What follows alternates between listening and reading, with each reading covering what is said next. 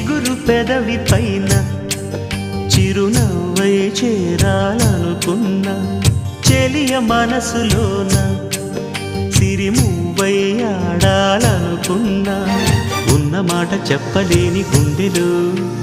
విన్నపాలు వినపడలేదా హారతిచ్చి స్వాగతించు కళ్ళలు ప్రేమ కాంతి కనబడలేదా మరి అంత దూరమా కలలు కన్న తీరమా జాబిలమ్మ నీకు అంత కోపమా జాజి పూల మీద జాలి చూపుమా